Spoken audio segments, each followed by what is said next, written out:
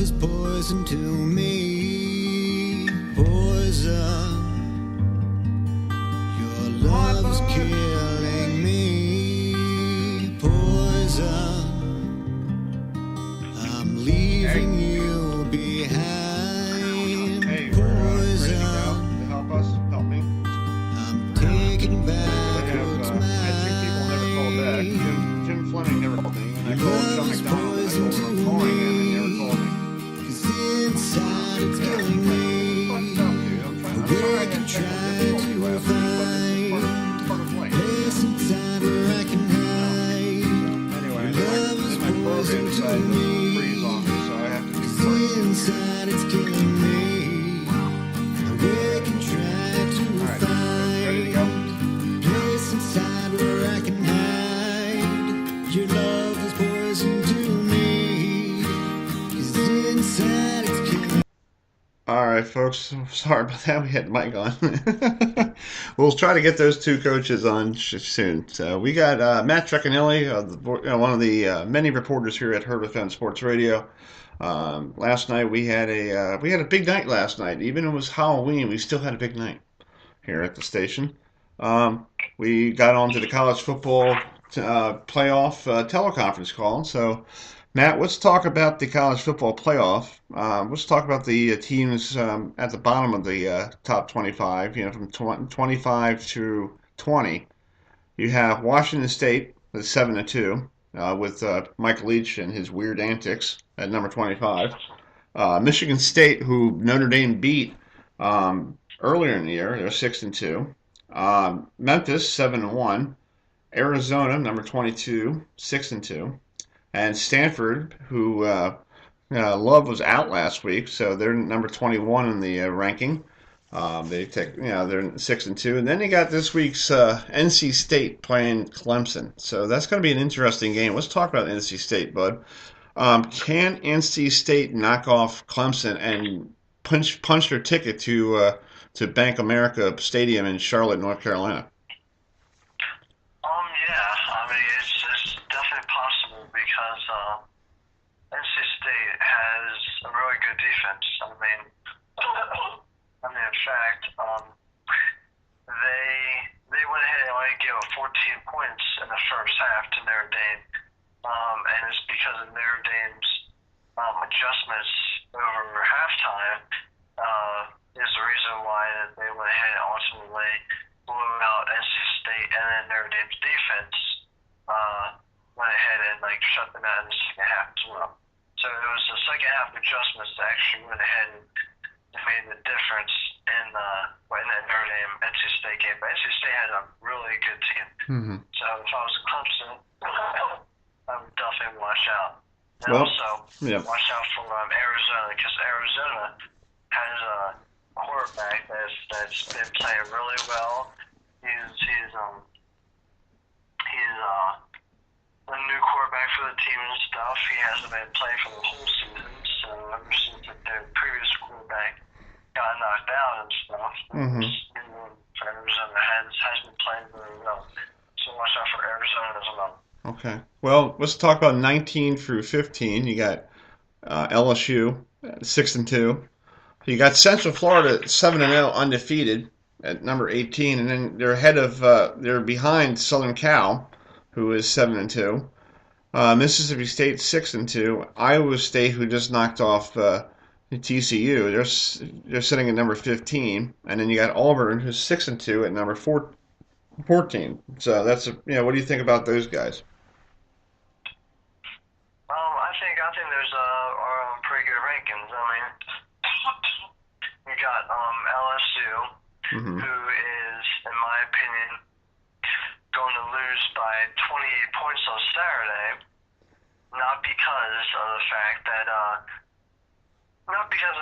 they're that bad. It's because that I feel that Alabama is going to be out to prove a point, out to prove that they deserve to be number 1, not number 2. So, I mean, I feel that that LSU is going to get angry on number 2 Alabama squad, because I know that Nick Saban is going to have those guys fired up, all get out. They're playing in Tuscaloosa, and so I say they're going to win by 28 points. I mean, I think it's going to be a total blowout with Alabama being a favorite for sure.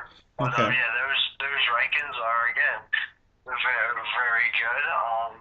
Central Florida's undefeated, so they can go ahead and keep on climbing and crack one of those New Year's Day bowls. Yep. Well, let's talk about 13 through to number 9. You got this week's Virginia Tech, who's playing a Miami squad who's number 10. So that's the battle of who's going to win the Coastal Division. So who you favoring in that game? Well, I favor Miami because of Mark Richt. Okay. You're not saying that because some of the people here at HerbFM Radio, like AKA my older brother, and he may want to drive down to Easton and have a nice little chat with you. Yeah. No. Okay. That's not the reason why. There's no blackmail. There's no blackmail here at HerbFM Radio, folks. Mark is a really good head coach, Yeah. and he has obviously turned that program around. I mean, it doesn't really matter what they do on Saturday and the week after when they play against another great opponent called the Notre Dame Fighting Irish, because I mean, so far in my opinion, he's turned that program around. Yeah. I mean, they're undefeated going into November. They're in the top 10. So, I mean, Miami has a really good team, and Virginia Tech is going to have its hands full, I feel. So, I think it's going to be a very close game. I think it's going to be a great game, okay? A very close game. I think Miami is going to pull it out at the very end. Exactly. So I don't think Miami is a team that can really blow Virginia Tech out, but I definitely feel that Miami can for sure win that game. Well, I think I talked to Virginia Tech today. I talked to Justin Forte, and I asked him that last week they played against Duke at home in the driving rain in the second half, and I said, "Is that something that you guys glad it happened last week? Because you're going down to Miami, and it's tropical every day down there, and there is some storms that might come through, and it might be a downpour during the game, and you think that was something they could use to get better, get ready for that game." Yeah, and he goes, "Well, He said, you know what he said to me? He goes, "I love playing in the rain, so it doesn't bother him, so that's good." Yeah, Nice. yeah. So folks, you can listen to that interview. We're gonna have that posted on Speaker.com later this evening or over the weekend here on HerbFM Radio to get everybody ready for that game. 9 through 7, you got Wisconsin, another undefeated team at number 9.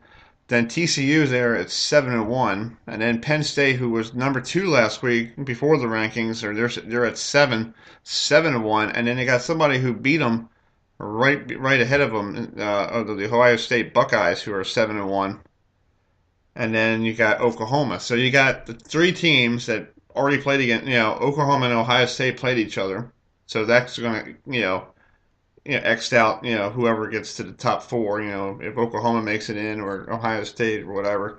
And then you got Penn State, who lost to Ohio State, who had a big lead that kind of, went south. Yeah, definitely. I mean, those rankings are very interesting because in my initial rankings, because I predicted it before the rankings came out, I actually went ahead and had Miami and both Wisconsin ranked higher. Mm-hmm. And the reason why I had them ranked higher is because that they're undefeated teams, they're undefeated, and I feel that they did play maybe not the strongest strength of schedule, but still it takes a lot to go undefeated. I mean they did play a Florida State team. Granted, their quarterback Francois was out. Right. Okay, but I mean still, they went ahead and have played. I don't want to say a tough schedule like Notre Dame has, but they still have had to play some tough teams and stuff. But Miami's going to be put to test these next 2 weeks. I mean, I feel that both Miami and Wisconsin deserves a higher ranking. Mm-hmm. Okay, but I mean Miami is going to be a tough test this week, and an even tougher test in 2 weeks when they go ahead and the game is playing in South Florida They play the number 3 Notre Dame Fighting Irish. Well, yeah, That no, game, yep. I feel if Miami and Notre Dame both win this week, that game should be in game day. Well, when game day should go down there. Okay. So, but well, plus you got Penn State, which is I feel a great team, and I feel that they deserve a higher ranking. Yeah. But and one the reason why I say a higher ranking than 7 is because ultimately I feel that Penn State blew that game. Right. I don't feel that it was personally Ohio State's offense. Yeah, their offense scored and stuff, but I don't think it was their great offensive stuff that won in the game. I think it was just because Penn State got so relaxed that Penn State just thought, had the game won, it's over, we have a nice lead, okay, and they just relaxed and they just kind of just relaxed and felt, we got the game on, we don't have to go ahead and play hard anymore, so, and that's what happened. So I just feel like it was more of a collapse by Penn State than great execution by Ohio State. Okay. Good point. Good point. And then you already talked about Clemson is number 4, and you got the Irish 3, and then you got Alabama and Georgia, but Georgia's number 1, Alabama's number 2. So I guess like we were talking last night, and we were on the teleconference call for with the chairman of the college football playoff, Mr. Kirby Hocutt. Is that how you say it? Okay. Yeah, you can listen to that right now on speaker.com. You can listen to that, folks. And we asked some good questions. I asked him about if Miami's going to get penalized for something like if they go undefeated because they have one less game than Alabama or one less game than Notre Dame. And same thing with Central Florida. If they make it all the way up there, would they get penalized because they lost 2 games because of that? So, I think, and then your question was a good question as well. So, you asked him about if, Wisconsin and Miami, if they both finish undefeated, which one will be canceled out, right? Yeah, well, if they both end up undefeated, either one will not make the playoffs because right now being number 9 and number 10 and being undefeated on top of that. Yeah. I mean, I feel that they have a road, pretty far road to climb. I mean, granted, Miami's going to be playing 2 very good, tough opponents in these next 2 weeks. Exactly, I agree. And then, but then again, Wisconsin isn't going to have really a tough schedule. I mean, Michigan isn't the Michigan of old and stuff, and so their schedule really doesn't look strong. And if you look at those top 3 teams, actually, if you look at Georgia, you look at Notre Dame, right. They are definitely rewarding strength of schedule because Georgia has quality wins. Okay, right. They got 2 top 25 quality wins. Plus, they have a quality win over number 3 Notre Dame, a 1-point win in South Bend, which was a phenomenal game. So, okay, they're definitely rewarding them. Plus, Notre Dame has a top 10 strength of schedule in the whole country. Okay, and Notre Dame is going to had back-to-back wins against AP top 25 teams. So they went ahead and not only beat USC, but they demolished USC, and they went ahead and they pretty handily beat NC State in the second half as well. Right. Okay, so they beat both teams by at least 20 points. Well, that's, yeah. And I mean, they still have a tough schedule because they still got Wake Forest, Navy, they still got Miami to play, and they got Stanford. So their 2 toughest games are Miami and Stanford, but don't fall asleep on Wake Forest and Navy for their name either, because again, Wake Forest is not going to be a piece of cake. They're going to have to keep their eye on the prize because Wake Forest is going to come and say, well, Irish is number 3 in the country. We're going to try and knock off a top 5 team. So, I mean, But I mean, you can tell what this committee or what the committee is evaluating. Well, they definitely value strength of schedule because you can see, like, with the undefeated teams, with Miami and with Wisconsin, they don't have a strong strength of schedule. Right. So it's not that strong, and they're undefeated, and they're just barely in the top 10. Mm-hmm. So Yeah, that's true. what tells me that they definitely have a high amount of decline, Mm-hmm. and maybe they're going to have to beat their opponents, maybe not by a few points, but maybe by a couple of touchdowns or something. So Yeah. Well, it'll let's be get. interesting Yep. at the end of the season. Well, let me play you an interview we had today. I interviewed one of the NC State players. Okay. His name is Deontay Holden, and dude, he's from Landover, Maryland. Oh, nice. Yeah. So let's play his interview real quick, and then we'll get back and we'll talk a little bit before we talk to Andrew Jones of the Tar Heel Illustrator. Okay. Hold on 1 second. All right.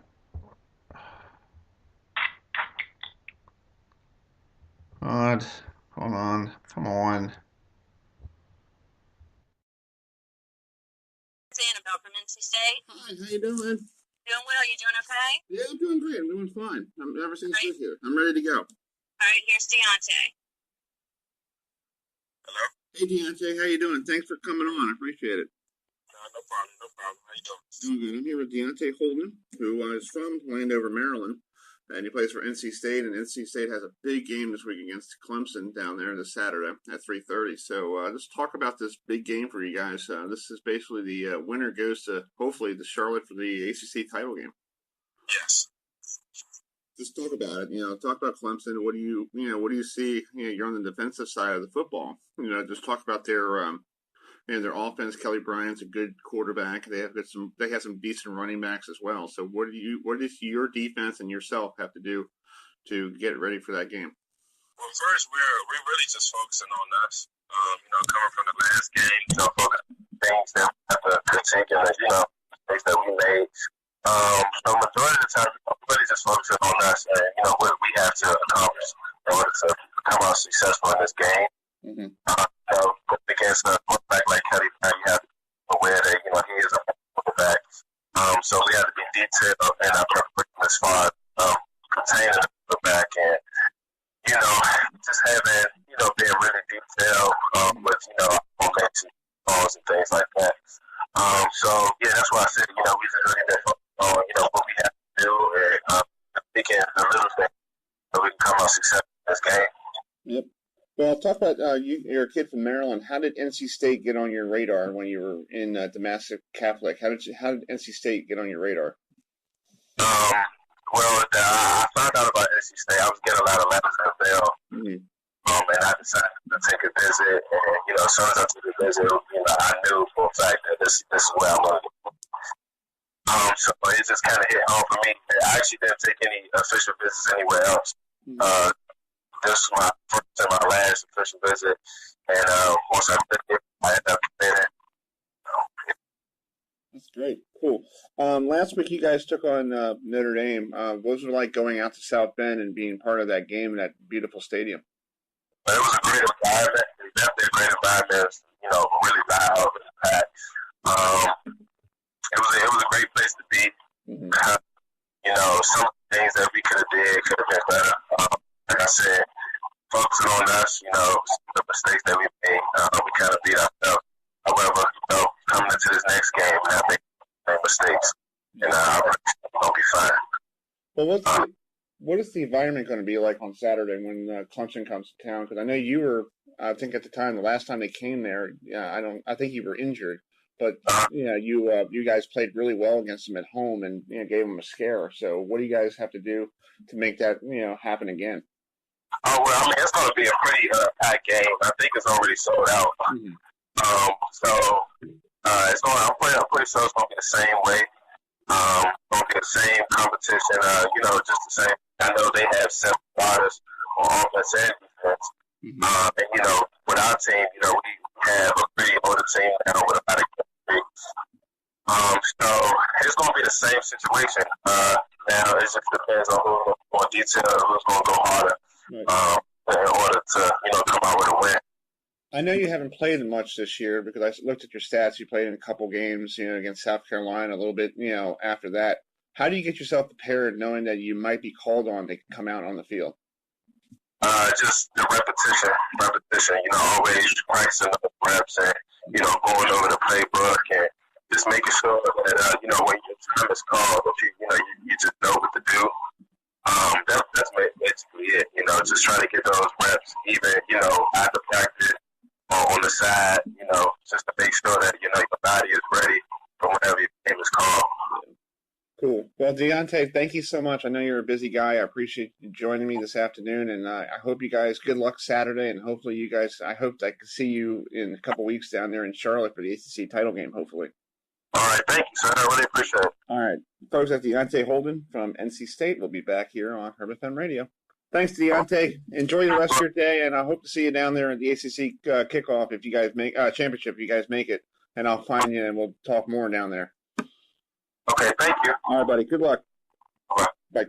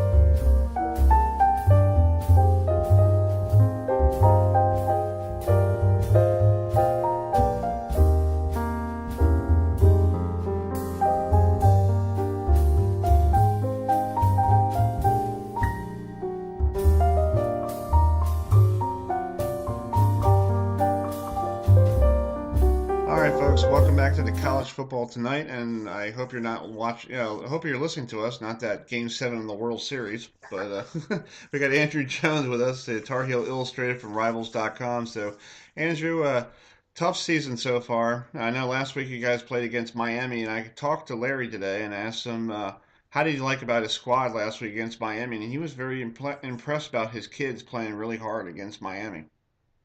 Well, I think that if you're going to take two positives from this season, and that's probably about all you're going to get. One is the fact that a lot of guys have gotten playing time that otherwise wouldn't. So they're speeding up the development process of an awful lot of players. And next year, well, this year they're probably the most inexperienced team in Power 5 college football. Next year they may be one of the most experienced. Mm-hmm. The other thing is there's the culture inside the program that's been fully revealed, and that is these kids don't quit. They got blown out at Virginia Tech, and it may have given the appearance of quitting because everything went wrong, but they could have easily quit after that. The seniors could have said, I got one foot out the door, I'm looking at other things, either the next level or real life, and young kids could have easily kind of wilted and not had leadership. But what really happened is that the older kids, they decided that they want their legacy to be the off season the returning players had, and how that launches them into next season. So they've really dedicated themselves to finishing strong, regardless of what the results are, and making sure they play every play as if it's the most important play. And I thought that's what you saw last weekend against Miami. I know Miami may have been flat. Miami didn't play great. But Carolina was in position to win that game in the fourth quarter. Didn't do it, but the fact they were in position says a lot about the mental toughness and the culture that Larry Fedora has instilled. Yeah. And you're off this week, and you play next Thursday against another team that's struggling in Pittsburgh, up in Pittsburgh. So that's going to be an interesting Thursday night game. Well, yeah, and Pittsburgh's actually been playing better, and they kind of starting to find out who they are. They're running the ball well. And this Carolina team has actually really improved defensively, stopping the run. They've improved defensively overall. Their problem is, for example, against Miami, there were 5 plays in which Miami gained 255 yards. Just big, they call them catastrophic plays. Carolina's defensive coordinator does. The other 68 snaps, they had 160 yards. So 68 out of 73 snaps, the Carolina defense basically won. It was 5 that they didn't, and it cost them. And if they can avoid that, they have a chance to beat Pitt. And then they have Western Carolina after that. They should beat them. And then they close with NC State. We have no idea what their psyche will be at that point. So really, for at least the next game, got to cut down the catastrophics and find a way to move the ball some, and they might have a chance up at Pittsburgh. Well, that NC State's going through the gauntlet. They played Notre Dame last week. They got Clemson this week, and then next week they're going to take on a Boston College squad. So there's 3 in a row right there. Well, in the BC program that historically State struggles with. So, yeah, NC State, it's interesting what they were facing going into South Bend. They still have all of their basic goals still intact. So it'll be interesting to see what happens. But if they lose to Clemson, if they lose that, and then they lose to BC, and Wake Forest has traditionally given them trouble, and then they got Carolina, it'll be fascinating to see if the Wolfpack, how they close this season, and what kind of frame of mind they're going to be when the Tar Heels go there. They hate Carolina as much as they hate anything. But if they're reeling, you just kind of wonder how that team handles that situation. And if North Carolina somehow can beat Pitt and Western Carolina, it's kind of hard to fathom right now based on what I've seen this season. Yeah. But imagine that group going to Raleigh feeling good about itself. That would be interesting. I think that'd be great. But that'll really help Larry Fedora. And I asked him today on the phone about has he ever went through something like this before? And he goes, no. He's never been through something like this before in his time at TCU and Ole Miss and all at Southern Mississippi. He has never been through this.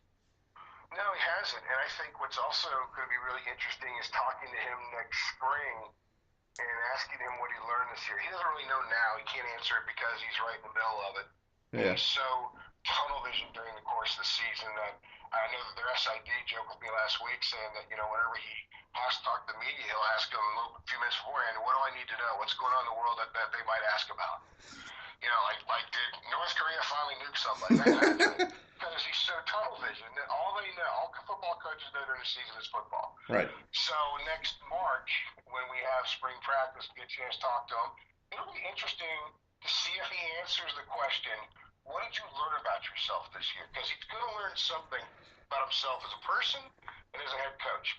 And both of those will go hand in hand in how he handles things moving forward. I hope he gives us an answer, honestly. And if he does, I think it'll reveal something about him. Yeah. And don't ask him about trick-or-treaters, because I know somebody today on the teleconference call asked Virginia Tech's coach Justin Fuente, like, hey, how many people came to your house for trick-or-treating? He goes, I don't know. I was in the office. Exactly. I do know this much. This is an off week, like you alluded to earlier, and the focus is getting a lot of the red shirts and young kids a lot of reps in practice. So most of the coaches dressed up in costumes yesterday at practice. Oh, that'd be great. So if you Google, I'm sure you might be able to find some interesting videos out there. The assistant coaches coaching their position groups, dressed like a witch or something crazy. It was kind of funny that they had an opportunity to have some levity, which I think this group really, really needed. That's why Larry was asking Mike Flynn today on the phone at the end, like, what did he dress up for Halloween? I should have known something like that. It was a great question by Larry. Larry asked Mike Flynn, he goes, what did you dress up as last night? And Mike goes, I don't know. I don't do that stuff. Well, you could have dressed up with one of the Chicago Cubs W's because they need one so bad. Yeah, I know. Exactly. Well, let's... That was not very fair. No, it's not fair. Well, let's talk a little bit about baseball. Game 7. Who do you think's going to win tonight? Just as a non-football related question. Yeah, well, I love baseball. I've been excited about this game all day long because covering college football, college basketball. I did baseball 1 year. Did 17 Orioles games in 1997, my first full year in the business, and I'm an Orioles fan. Nice. So I decided I didn't want to cover baseball anymore because I wanted to remain a fan. Because once you start covering stuff, it's just impossible to be a fan. So I'd like to see the Dodgers win because I grew up a Dodgers fan before I became an Orioles fan. And I'm fortunate that my favorite all-time player is Eddie Murray. So when he first left the Orioles, he went to the Dodgers. So I was really thrilled about that. But I'd like to see the Dodgers win, but I think the Astros will. I think they've been the best team in baseball all year long. They've been the most consistent team, and I think they'll win tonight. They'll have the pitching that knocks this thing out at the end. Yeah. Well, I agree with you because I'm a big Met fan because I'm from Long Island, and Another team Eddie Murray played for. and my ex-girlfriend is in the media. You know, she's doing something, and she gave me media passes for the Mets for the whole a couple years ago, and you can't cheer in the press box. No. So the trip back to her apartment, I was literally cursing at her when I walked through the door. You know, I'm like. Every once in a while, you find some guy that cheers, and they don't last long. So, I did 17 Orioles games, and it was difficult. And as much as I love baseball, I realized I said, okay, I'm going to choose a sport, but I still want to be a fan of the team, and that was it. So I've been around the ACC for my 22nd year. Yeah. So I'm fine with it. I like the league. I like what the league does well because it creates a lot of good storylines. But the individual teams, I root for good stories. I root for something to write about. I root for something to talk about. And sometimes you'll find a kid that you kind of watch develop over the course of this time. You want to see him do well, but when during the course of the game when you're doing work, it never phases me. I've done 45 Duke Carolina games. Wow. And the outcome has never fazed me. It's all the story. It's what's happening. How are things transpiring? And that's what I really get excited about now. Yeah. Do you cover ACC baseball too? No, I've done some in the past, Okay. but because of what we do, my wife would divorce me if I was going doing that stuff too. So I do, from August 1st through the end of spring football and the spring rivals camp in Charlotte at the end of April. I'm busy every week, and it's nonstop pretty much. Yeah. And even in my other jobs I had before, like I used to work with Fox Sports, I did all the pro teams in this state plus the ACC, and I was constantly gone. So I have to give myself a period of time where I'm only working 6 or 8 hours a day like a normal person. And you got to have that honey to do list, so you got to probably have to rake the leaves this weekend, probably. Yeah, I'm probably gonna hire somebody to do that. I get a chance to watch college football all day on Saturday. It's very rare. It's one of my favorite things to do, and I will do that this Saturday for sure. Nice. Well, I hope to talk to you next week when you guys go to Pittsburgh. Hopefully you could come back on next week, and it's a Wednesday night, and we could. Just send me an email. I'll be glad to come on anytime. All right, cool. That's Andrew Jones from the Tar Heel Illustrated. Big Orioles fan, not going to the press box anytime soon. So. Never again.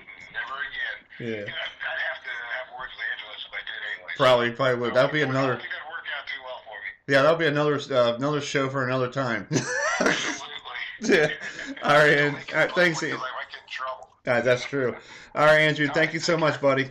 Talk to you later.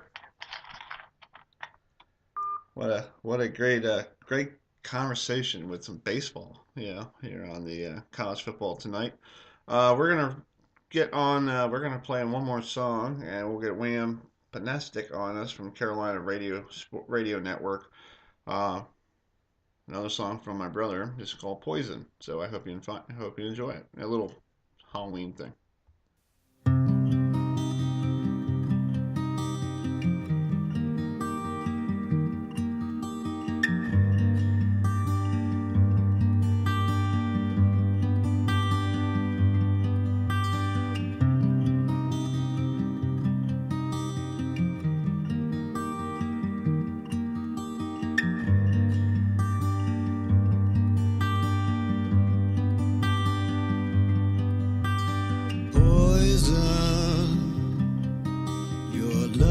Poison to me, poison. Your love is killing me, poison. I'm leaving you behind, poison. I'm taking back what's mine. Your love is poison to me. Inside it's killing me. Awake and try to find a place inside where I can hide.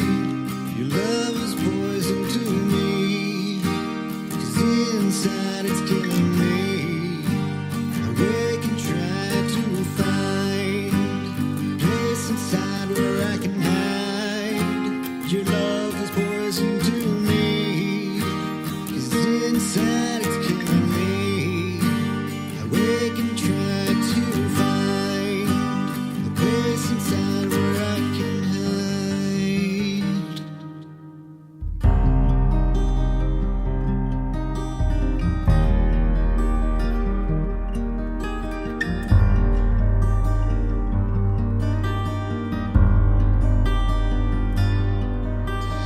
Poison, your love has left me drained. Poison, I have only you to blame. Poison, I'm taking back my throne. Poison, I've made it on my own. Your love is poison to me, 'cause inside you're killing me.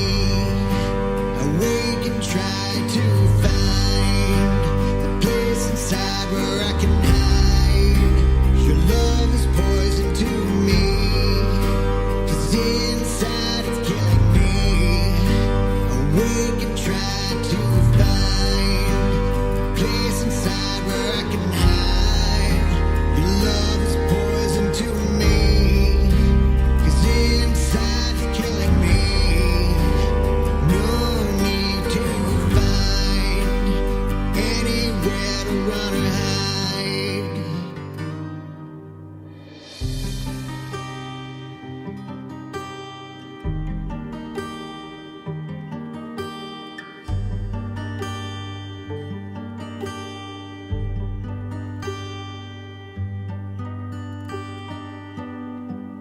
Poison.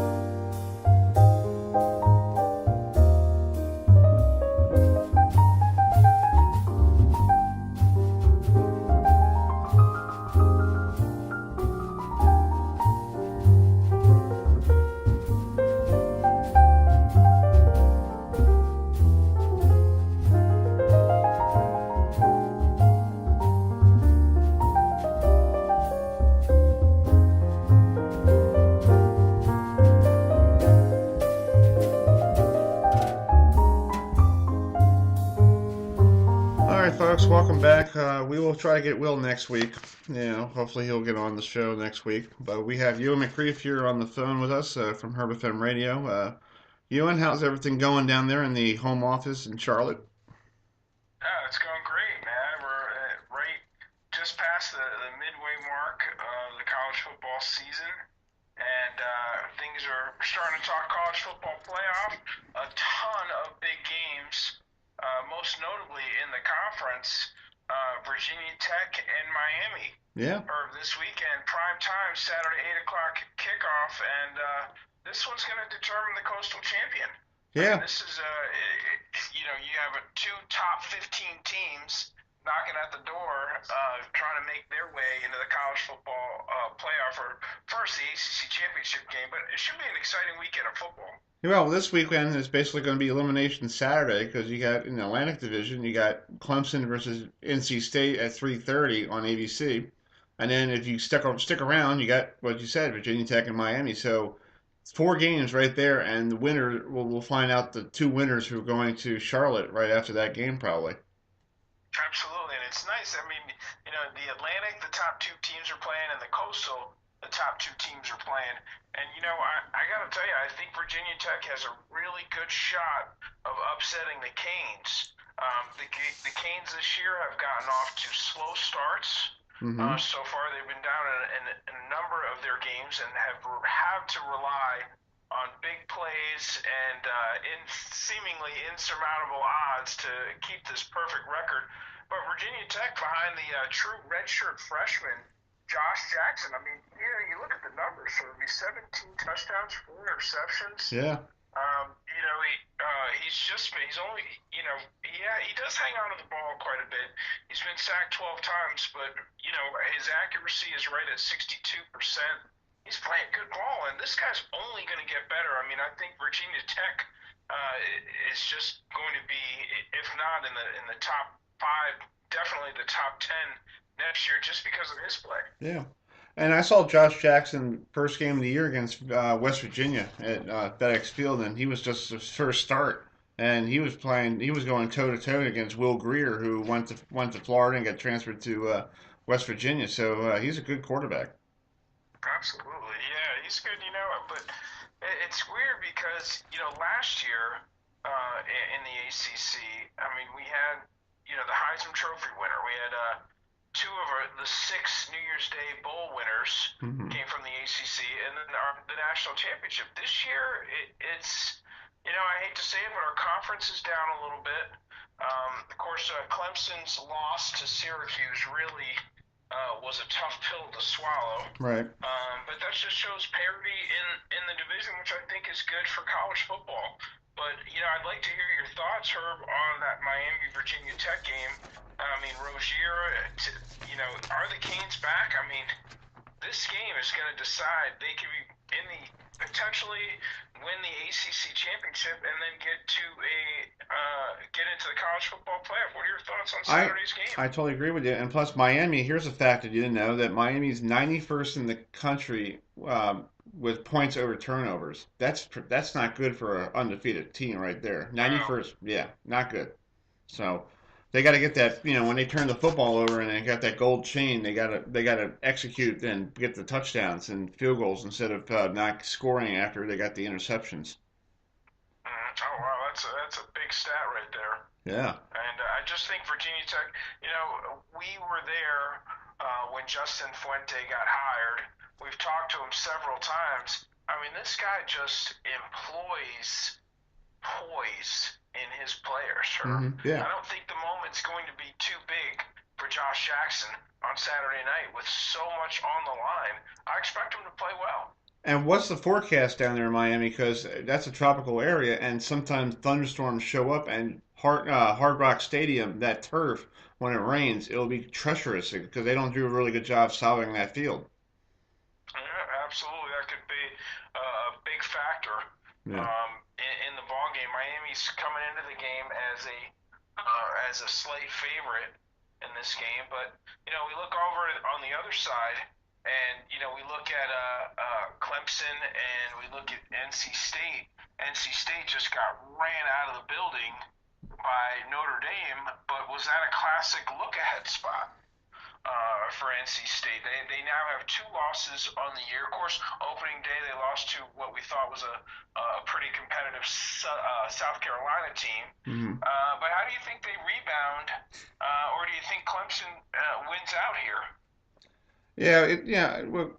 Clemson could win out, but here's NC State. Like last week, they played a Notre Dame squad that's really tough, and it was cold there in South Bend, so they got some injuries and they're banged up, but I think they got the home field advantage, Mm-hmm, absolutely. Yeah.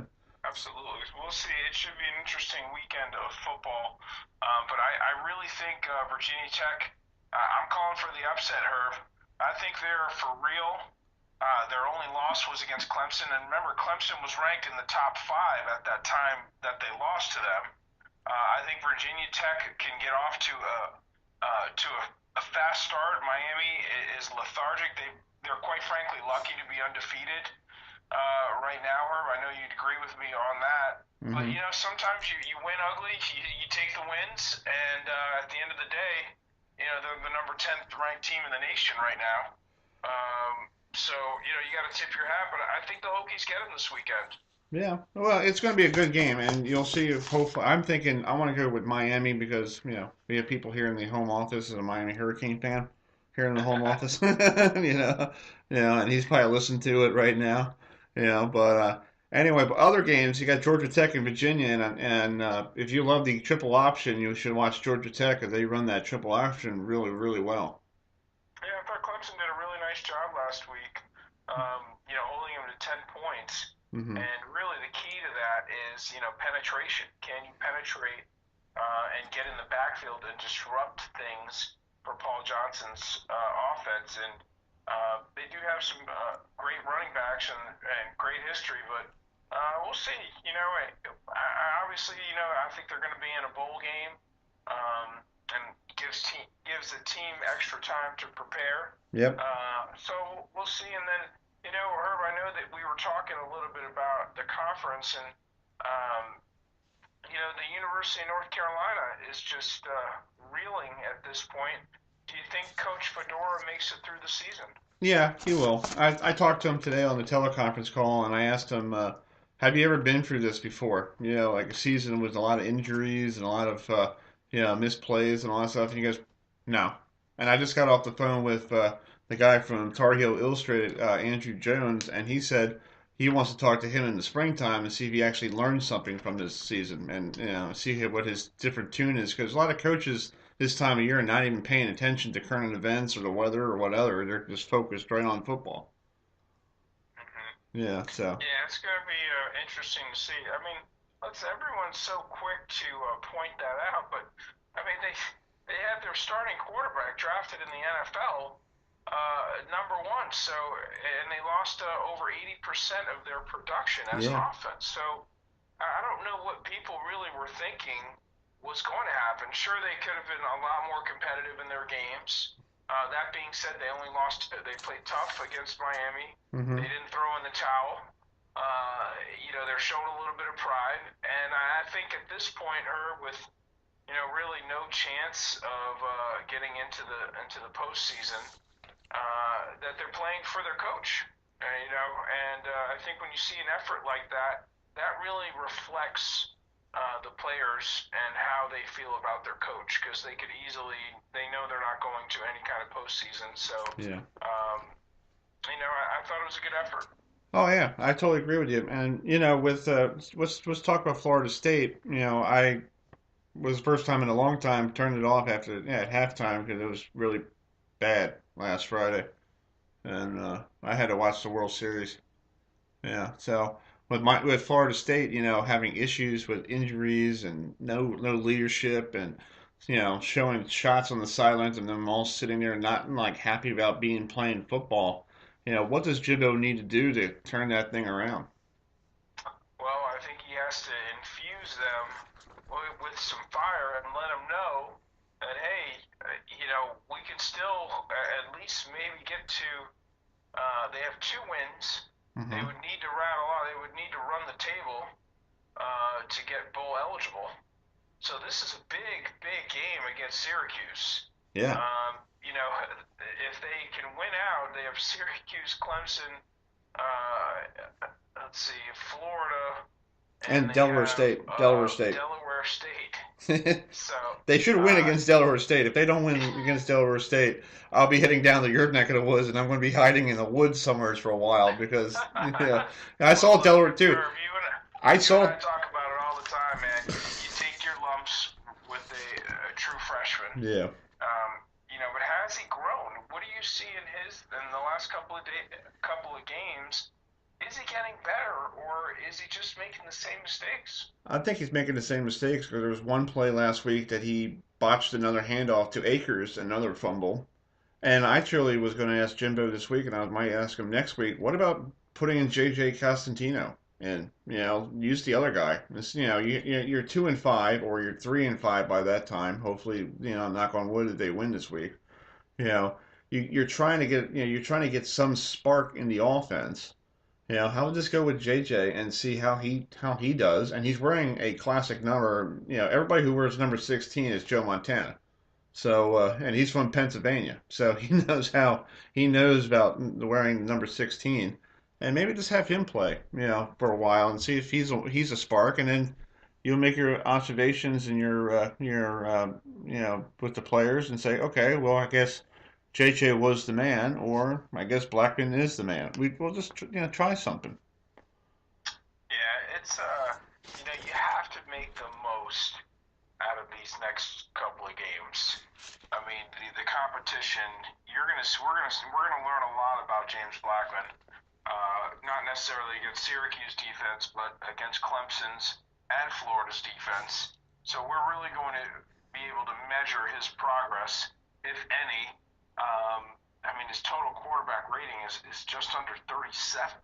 Yeah. And it's just been a tough season, and it's just so unlike the Florida State program. I mean, this is one of the most prestigious college football programs in the country, shelling out NFL draft picks and players like it's going out of style. And this year has just been, they just haven't been able to recover. Mm-hmm. And interesting, Herb, if they win 3 out of their last 4, do they reschedule that University Louisville ULM game?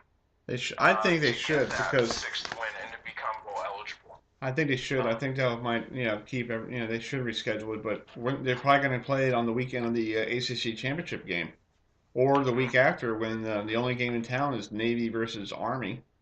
So they had to figure out if they could get both teams to play on that that Saturday or Saturday before. Because right. Louisiana Monroe Warhawks. Yes, the Warhawks. Yeah. So. Well, let me leave you with a tidbit. I got the game notes for the Clemson-NC State game, and here's something really fascinating I was reading a couple minutes ago. Clemson defeated NC State back in 1903 by a score of 20-4-0. But Clemson head coach John Heisman, the Heisman Trophy, married his former girlfriend, Evelyn Barkside of Columbia after the game. It believes that there's the only time in Clemson sports history that a coach won a game and got married at the same day. Wow. Yeah, that's nice tidbit, Herbie. Hey, that's something I saw in these game notes, and I was like, that's something people would love to hear. That that's an interesting thing. Time, man.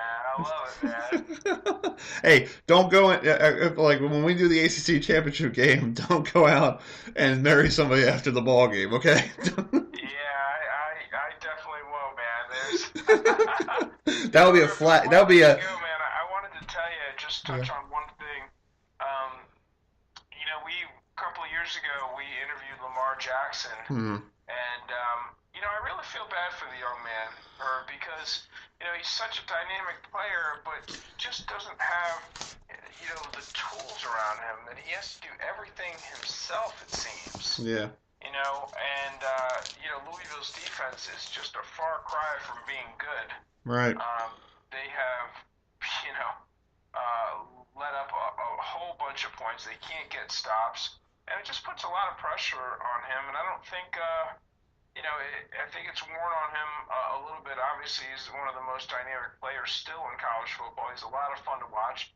I think he's still going to get invited for the Heisman, quite frankly.